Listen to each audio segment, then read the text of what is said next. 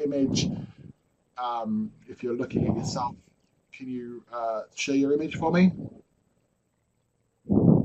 There I am. There you are. Perfect. Good luck over to you. There, if you, I'm in the chat box if you need me.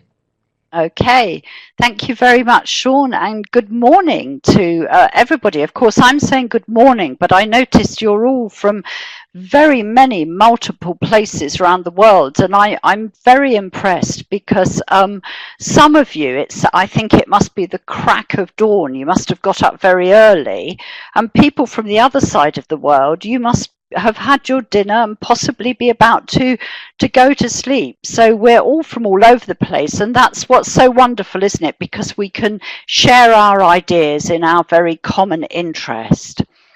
So today, I'm just going to go through exactly what we're going to do today so that we all understand what we're thinking about. And the title of today's webinar is 7 Ways to Make Feedback a Powerful Learning Tool.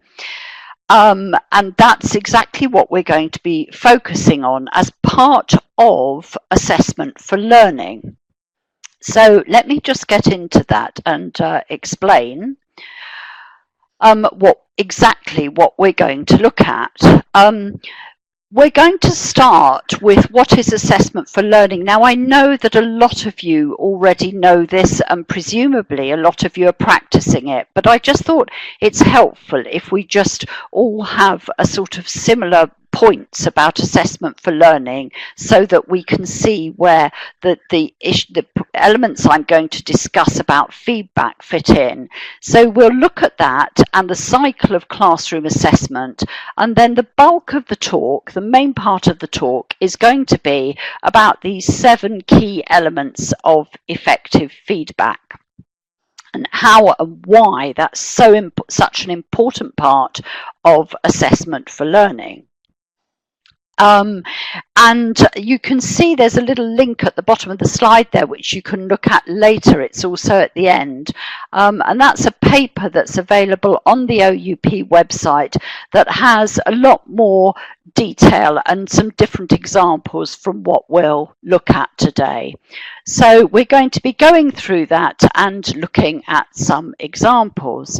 So let's make a start and let's just make some agreement about what we think assessment for learning is, which is becoming more and more a feature of normal classroom practice. Basically, assessment for learning, I would argue, is principally for the learner, even though it's practiced by the teacher. And it's so that we can really help the learner, exactly what it says, for learning. And the learner wants to know, where am I? Where am I in my language learning? Where am I going? What do I need to do next to get better? And most importantly, which is where feedback fits in, how do I get there? So assessment for learning is really answering those questions.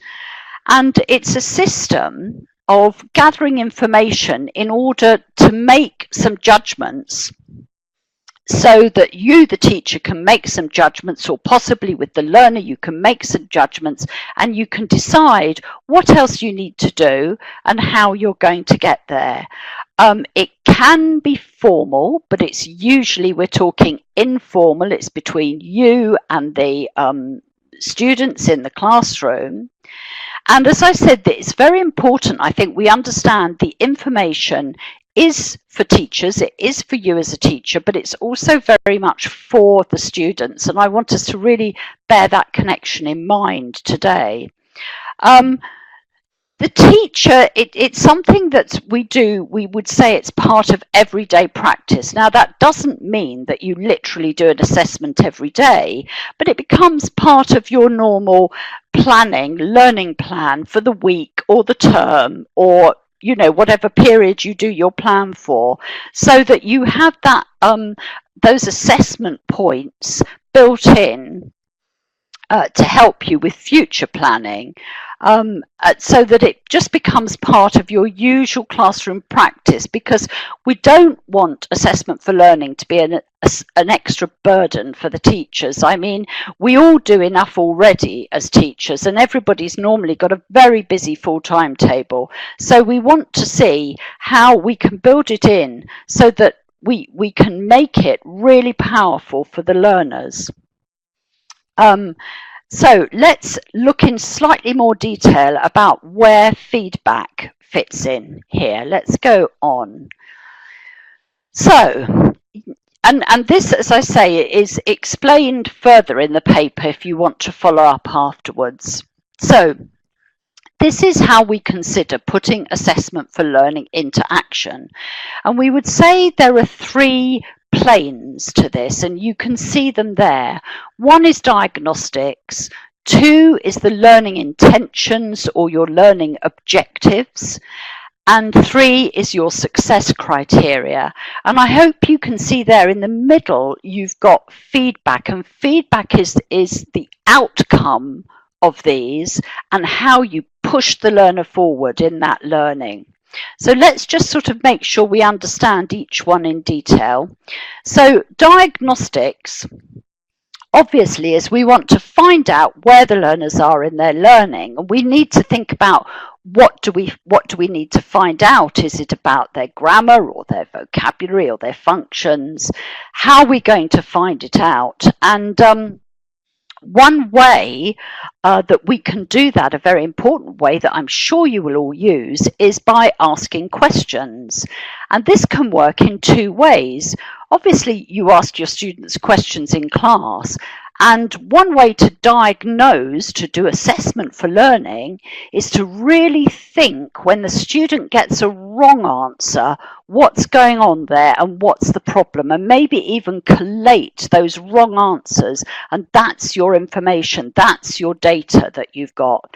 But of course, another way is to get the students to ask the questions to you. Now, I know, I do appreciate that's not straightforward, and it depends on the age and the level of the students, but mainly students find it hard to ask questions because they're shy, or they don't know what to ask, or they're scared of looking silly. Maybe they think the teacher should tell them. So let's look at how we can help those learners with an example activity.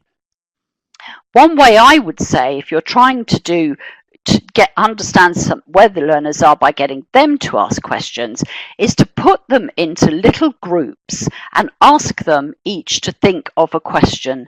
So, and make sure you give them enough time, and remember they're then in a very safe space. They can decide what their question's going to be, and then you can pull all those together in the class, and the learners eventually see, oh my goodness, everybody asks different questions, and it's okay to ask any question we want, and you can build up their confidence in asking questions, which in the end is going to help you with your planning and your understanding of their learning.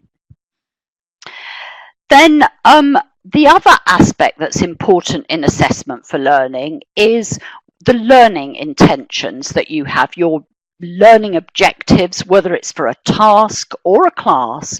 And obviously we need to make clear to the students what is being learned. They need to understand the objectives before they start. Now, I'm going to ask you a direct question here. If you've got some learning objectives in class, how can we make those accessible to students? Do you have any ideas about that? I'm going to wait and see if some of you have got some ideas you can type. How can we make sure that our students understand the learning intentions or learning objectives?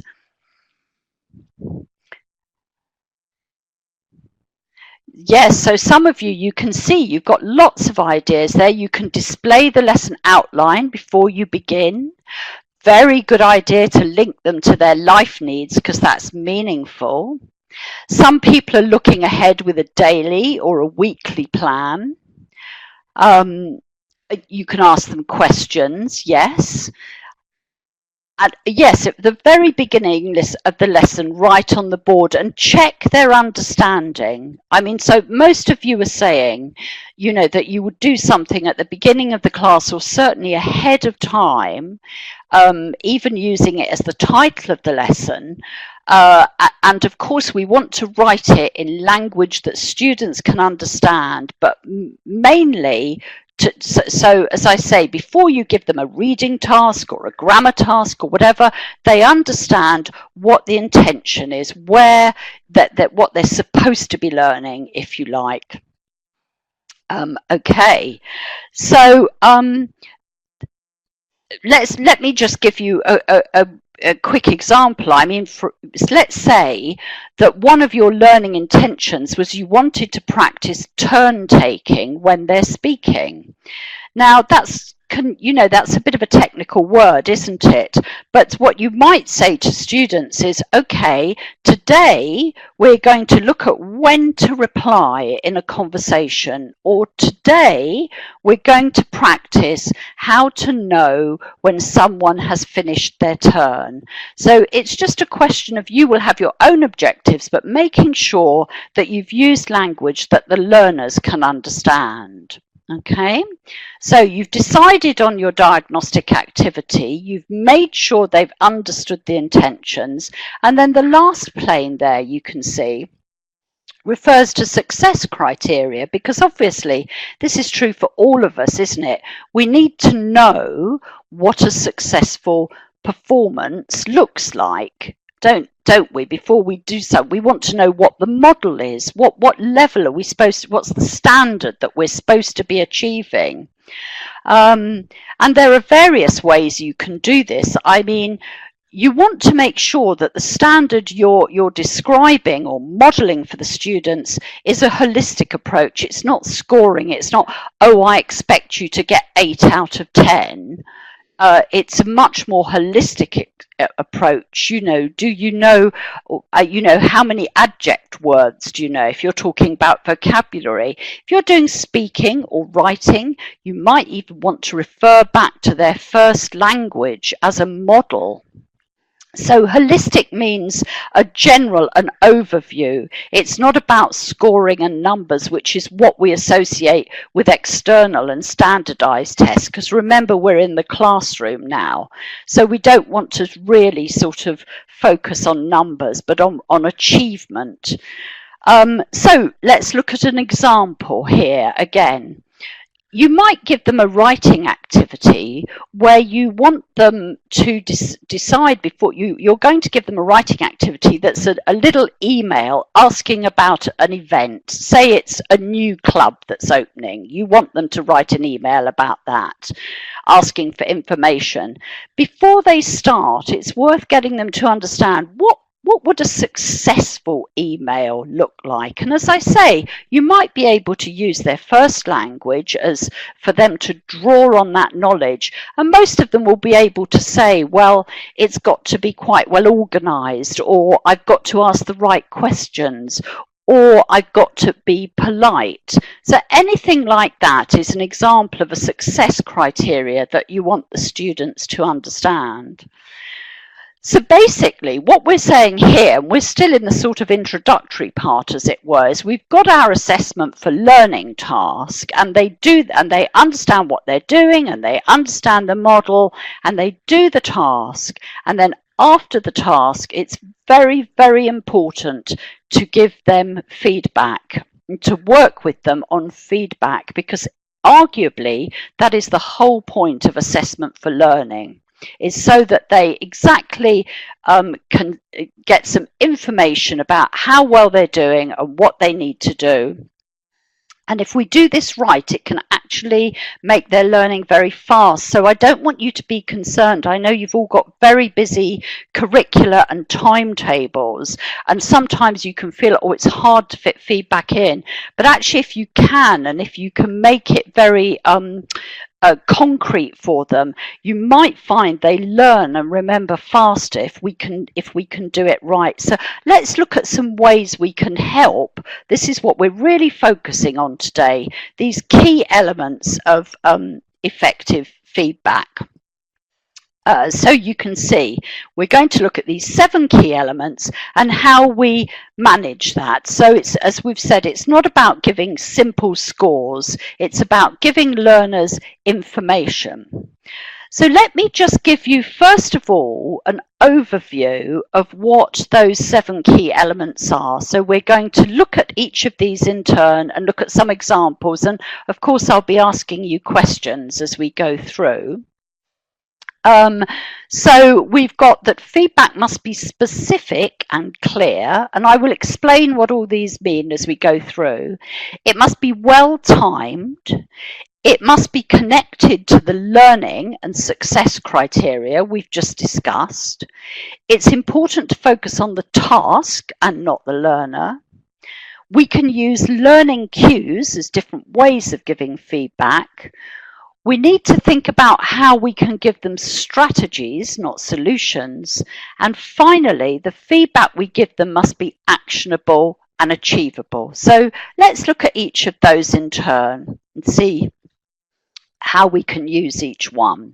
So the first one we mentioned was that our feedback, after they've done their task, our feedback to the students must be specific and clear. So what we mean by this is that when you talk to the students, and I'm sure most of you are aware of this, you must make sure you say, even if they're adults, what the student has done successfully so they know what they've achieved. Okay? And also, as you're feeding back, we need to make sure that our students understand the language of feedback, what we're saying to them, and you can build this up, you know, over time. It's a good idea to limit the features that you comment on, especially with young learners and teenagers. So you might not want to give them feedback on everything. You might want to pull out just 1 or 2 important points and leave the rest for another day, because otherwise it's too overwhelming. It's too much information. It feels like there's too much to do.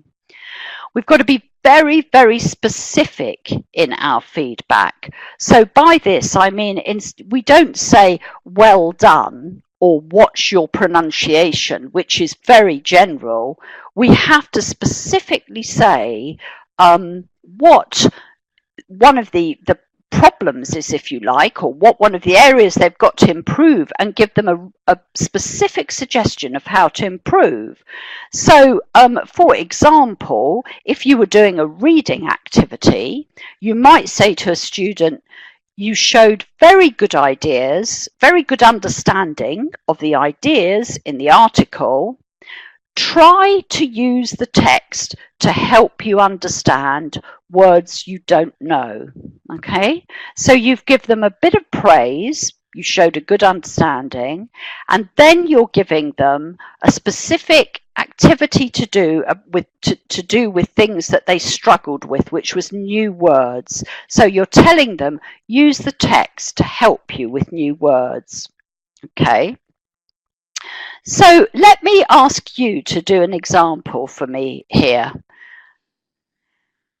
Let's say we have a writing activity. You've given maybe your young learners, or certainly your beginners, a very simple writing activity, because it's easier to put on the screen here. And you've asked them to write about the weekend, and you can see the sample there. This is what they've written. Now, if these were your students and they wrote that, based on what we've just said, what could you say is good about this, and how would you tell them to improve? Could you type some ideas in the chat box that we can share with each other? We probably won't be able to do everything, but we can have a look at some ideas together. So I'm asking you about the feedback. We said it had to be positive as well as something to improve. What could you say there? Ah, yes. Now, one of you's put improve, use connectors between the sentences.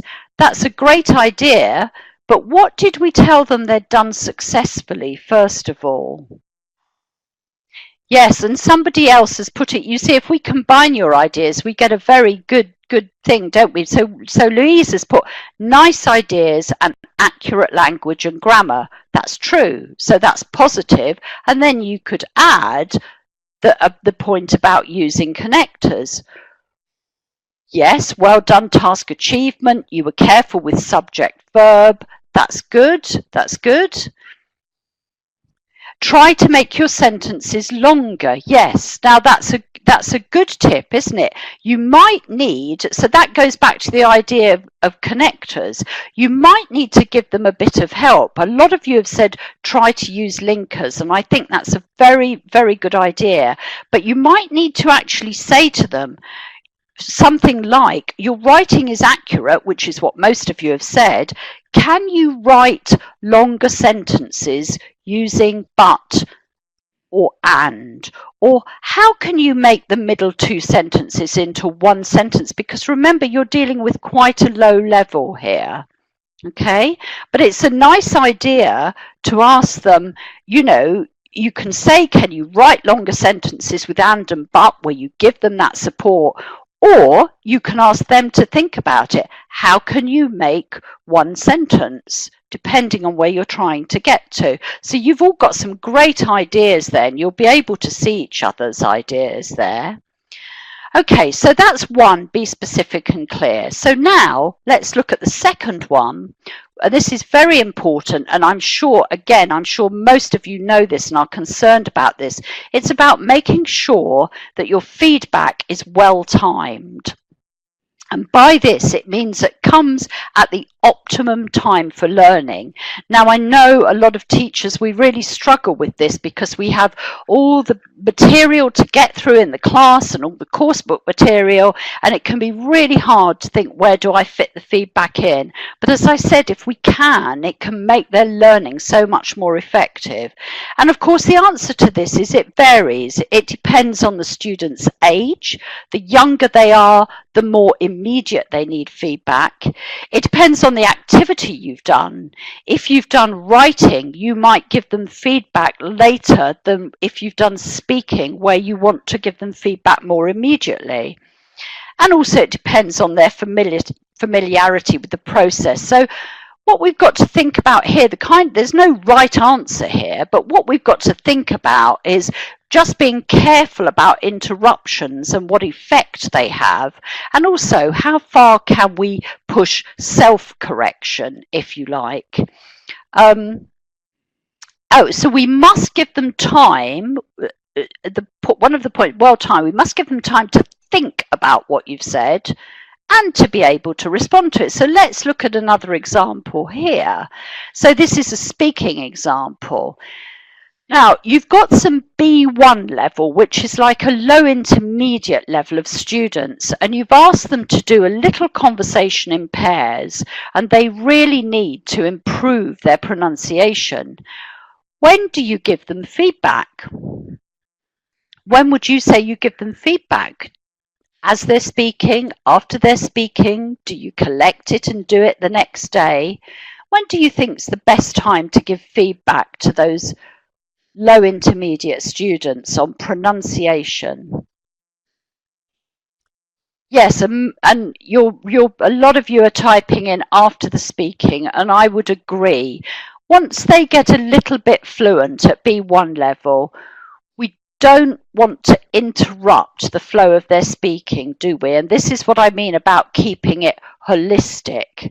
Some of you put immediately. I'm not sure if you mean inside the activity or at the end of the activity.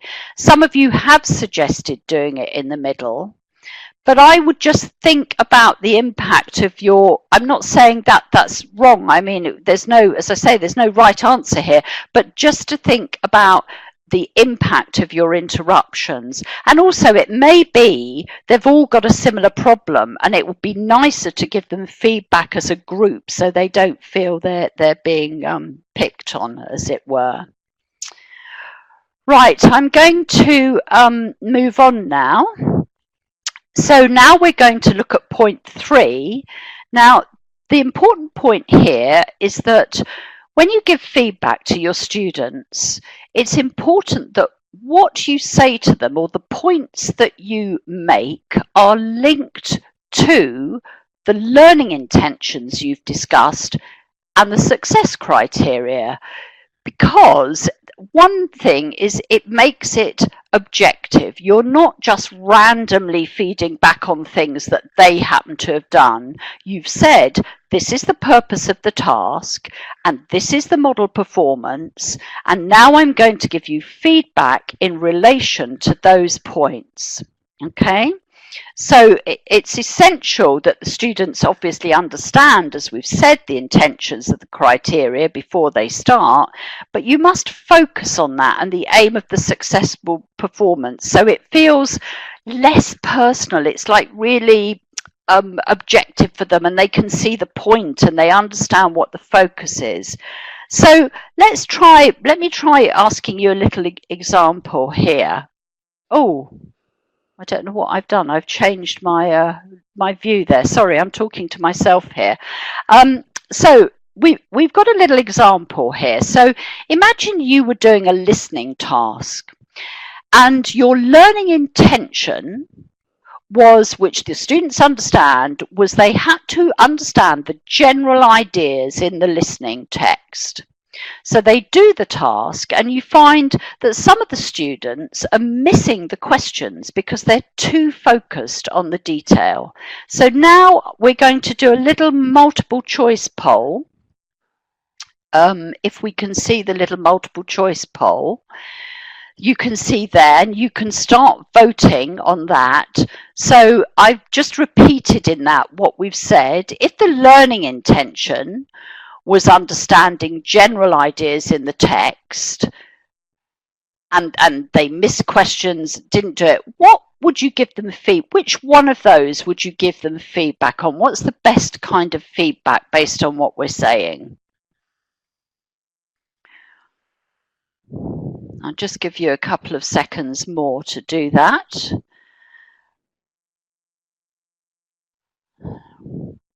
Just have a little go.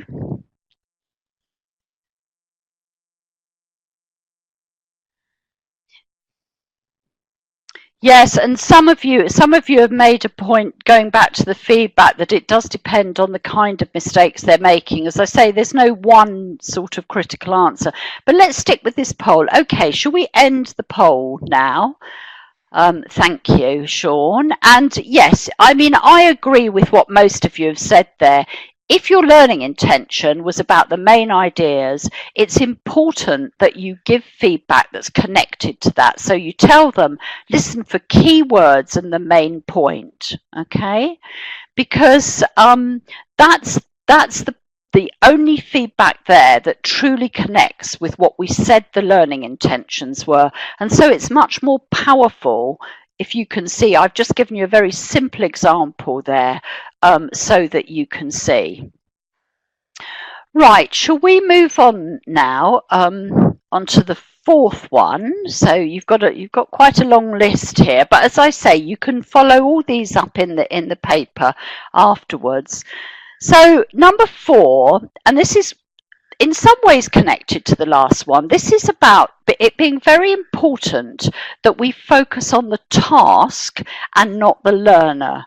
And I'm sure most of you understand the reasons why, because if you comment on the learner's personality or behavior, it's very damaging to their self-esteem. Now, of course, most of us wouldn't want to do that. We want to support our learners, but it's very, very easy in the hurly-burly of the classroom, whatever, to say something and not realize, you know, what you're saying. So it is really important that we think about our feedback and we make sure we're talking about the task and not the learner. So, for example, you might say, you know, if you were, I don't know, for example, doing a vocabulary test, you might say to one of the students, well done for completing the vocabulary task. What you don't want to say is you've got a good memory, because that's personal. Now, although it's positive, it's still personal, and they start to associate feedback with their personality and behavior, and we don't want that. We want our feedback to be about the task and the learning. So it's really important that we try and keep that. Now, I've got some examples here of feedback comments. And I wondered if you could have a little look at those. Let's talk through. I don't know if we've got a poll tick list, but I can talk through what we think about these in terms of what I've just been saying. So I would say, for example, I don't know if you agree, that if you say great ideas, that's fine because you're focusing on the task, on what they've done in the task, on the language and the content they've put in the task. But what about if you say you always have a problem with pronouncing that word, don't you? Try, and then you tell them what to do. And of course, that can come across as a bit personal because it's you've got the problem. It's not the word that's tricky or your first language, it's you that's the problem. So I think that's a little bit too personal. I would reword it as something like, oh, this word is quite tricky to pronounce, so try, etc., etc. Obviously, I think we can see the third one's quite personal. Your writing is quite messy. And that kind of implies, although it's about your writing, it kind of implies you're messy as a person. It's a bit of a judgmental word, isn't it? So I think what you want to focus on there might be the importance of people being able to read the writing and what they can do, you know, to improve that. And obviously, again, the last one, I mean, it's so easy to chuck these comments out and not think about it. You haven't done all the questions. You're a very slow reader. Okay. Might come across you need to be quicker. If you haven't done all the questions, you might want them to think for themselves about why they haven't done the questions rather than you making a judgment one. And one as you put, yes, we can stop at questions. Yes, I agree. And I'm sorry, I mean, those are perhaps quite obvious examples, but as I say, it's very easy to sort of slip into this. So let's move on to number 5. So there we were talking about being objective. Now, this is a slightly more technical approach to feedback. And what we're talking about here are learning cues. Now, learning cues are the kind of prompts that there are sort of the range of prompts we can give learners. So we've said we're going to tell them something specific to do, but there are different ways we can do that. One way is what we call informational or corrective feedback, okay, where you might say to a student, can you add an example? So you've specifically told them you want another example, that would improve their work. The next layer, which perhaps if your students are a little bit older or a higher level, is what we call process feedback. Now, process feedback is where we ask them to consider an answer or a claim they've made. So you might ask them to read a letter from someone and say, what conclusion does that lead you to? Because in answering that question, you'll be able to see whether they've understood the letter. Or you might say, for speaking, what does the other person do if you say that to them? So you're asking to think about, if you like, the impact of what they've done, especially if something isn't correct, okay? And the sort of final layer is what we call self-regulatory feedback. It's quite a mouthful, and obviously this is something that's becoming more and more important in our education systems, is we want to give students the tools to work for themselves, to be able to work with themselves. And so these are comments that you can give them, feedback, that allow them to reflect on their work.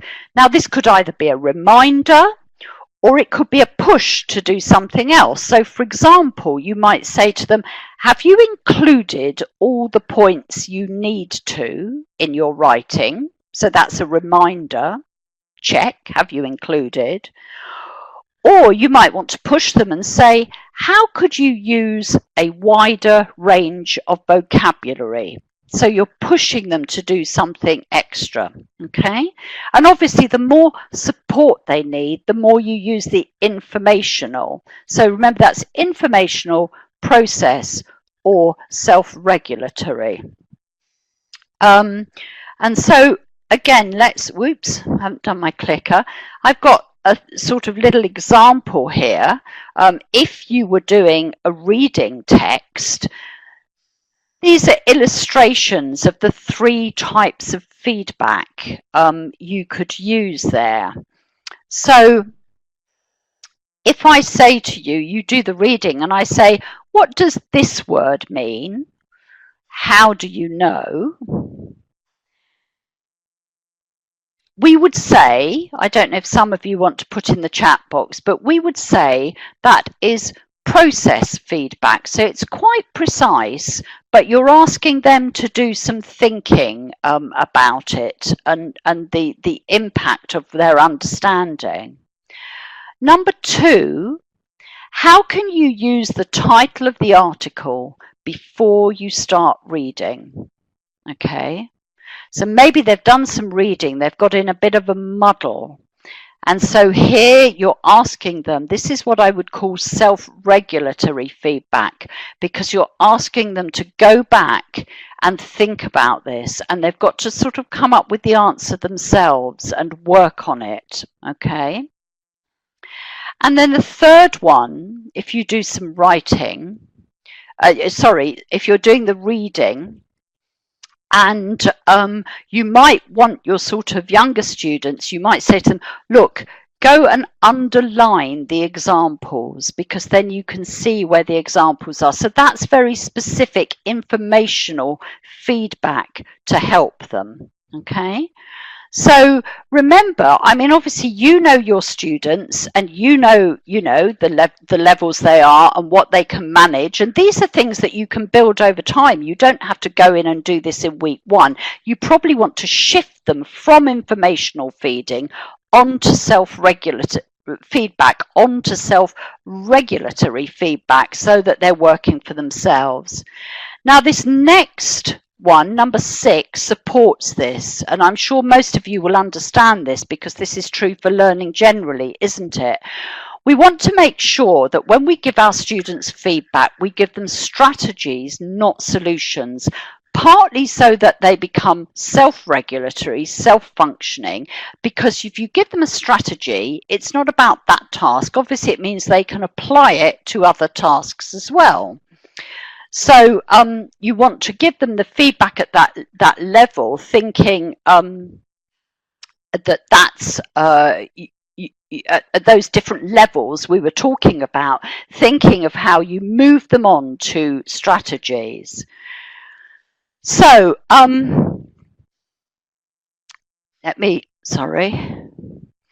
So, for example, if we look at self-regulation in writing, which is quite a sort of easy skill to get to grips with on this, how can you encourage students to reflect on and improve their written work? Now, do we have it's 1:45? I think we've got time.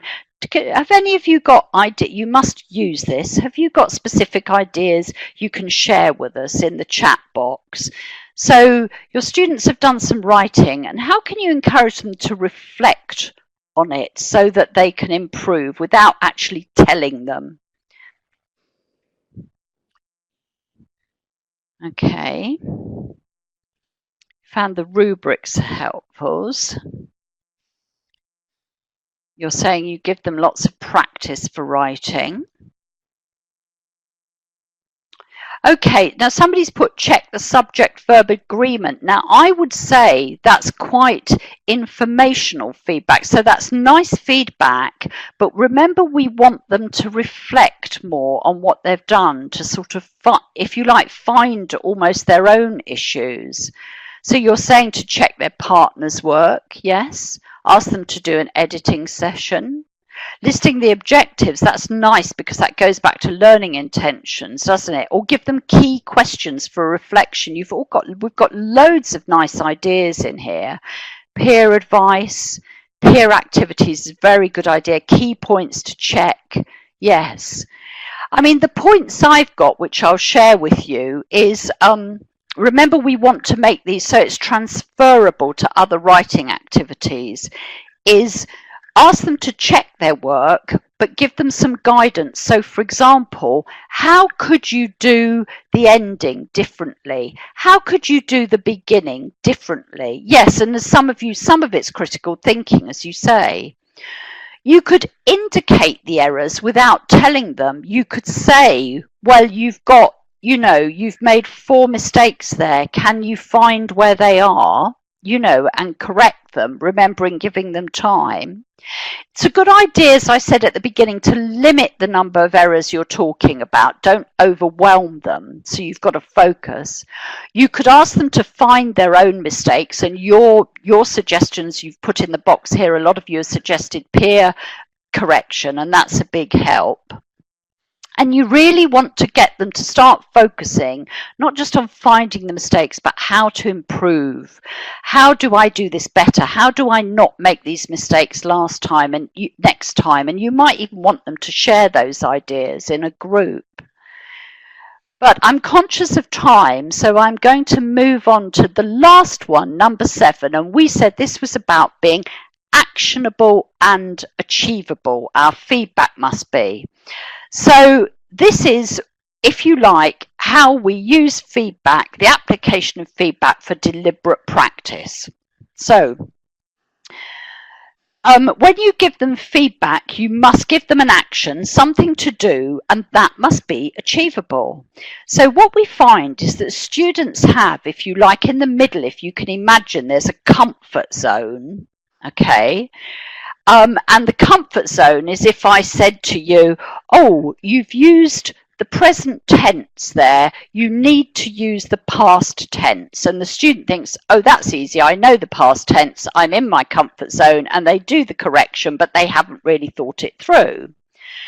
The next stage is what we call the learning zone, where you give them the feedback so that you're pushing them or stretching them a bit. So you might say, you've used the present tense here. Is that right? Or do you think that's right? Or what should you be using? So they've got to be doing a little bit of thinking. Now, beyond that is what we call, I'm sure you'll all recognize, the panic zone, which is where you've given them so much to do that actually it's too much and they can't do it. And that might be if you go to them, you say, oh, you've got some of your tenses wrong. Can you check? And it's just like too much. So we want a specific action and something that's achievable. So we keep them in the learning zone where we're giving them a bit of a challenge and stretching them. So let's just have a look at an example here. So here, this is a speaking activity. Imagine you've done a paired conversation with your students about an invitation. One student is inviting the other student and they're having a conversation about it. So they've done the conversation and you're not very happy with what they've done. You think they can improve according to the success criteria. So let's have a look. We've got which activity can you give them which would stretch them but not too much. So you're going to ask them to do the conversation again and you want them to do A, B or C. So which of those would you say stretches them but not too much?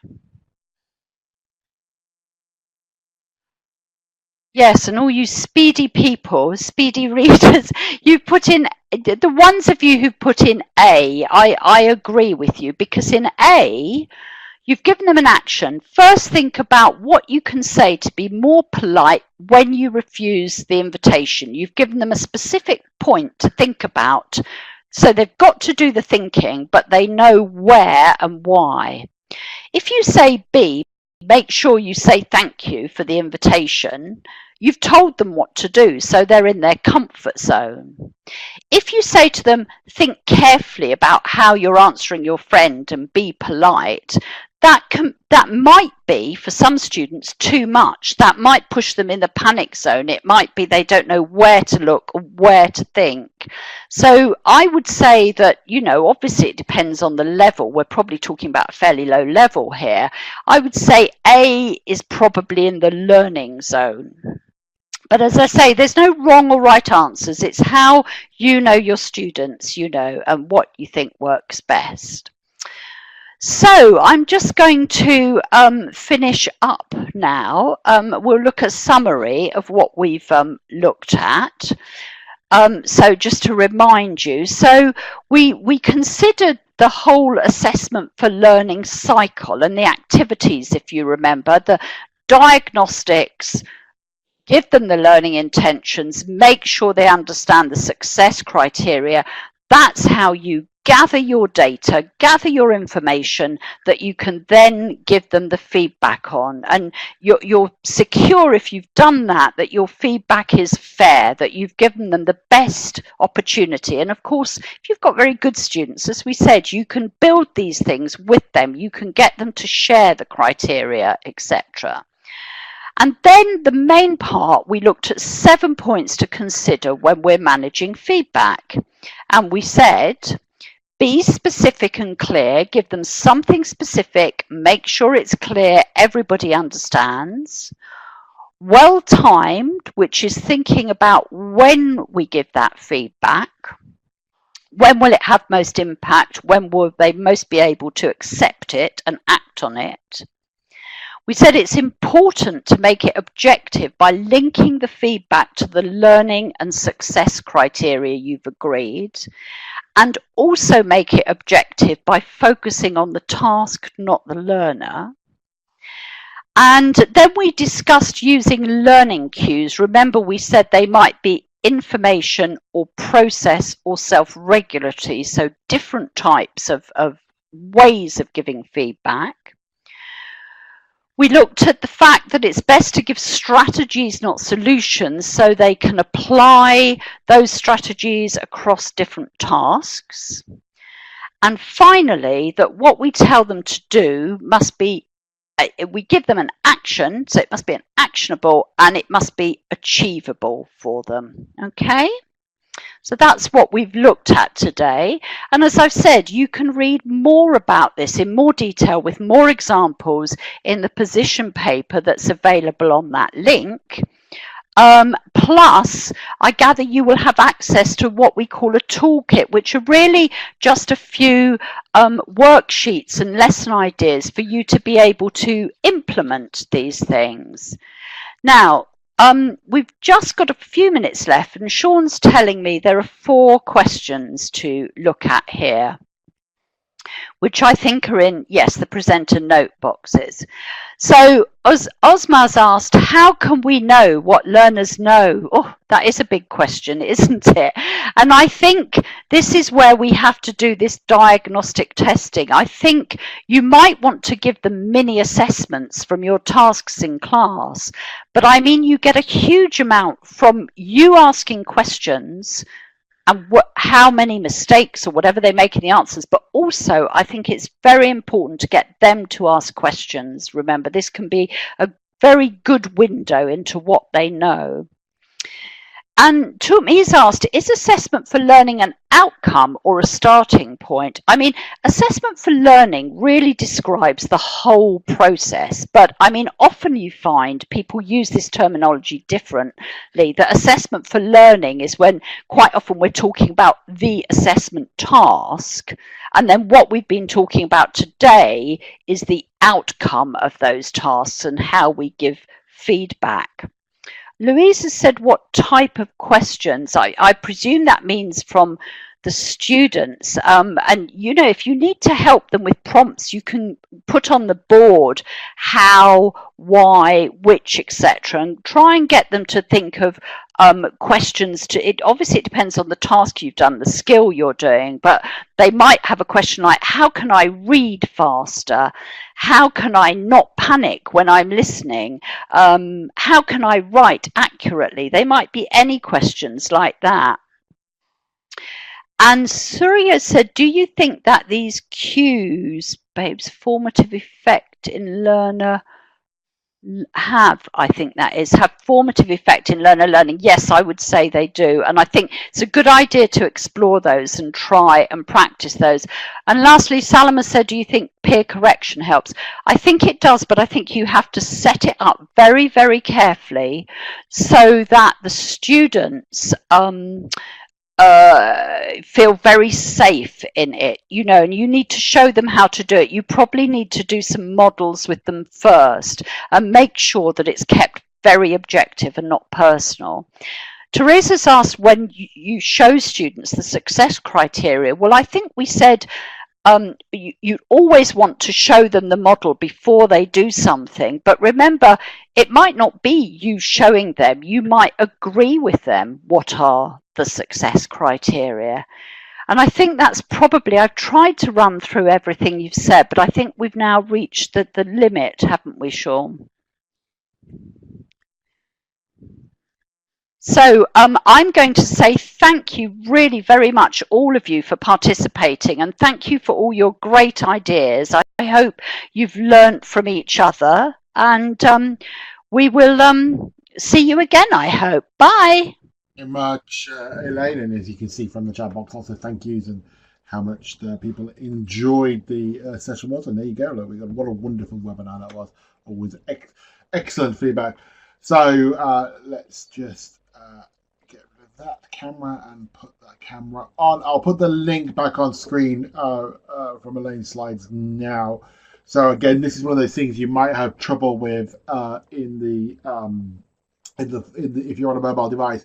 So that blue link that you can see at the bottom of her slide, this one, the assessment for learning. This is a live link. So if you actually click on it, it will take you to the website, and you'll be able to download the position paper from there. If you don't have, if you're on a mobile device, it probably won't download for you, but presumably in the follow-up email, the OUP will send you that link, because they're also going to give you access to this toolkit that Elaine mentioned. So, Ozma, it depends on your computer, presumably.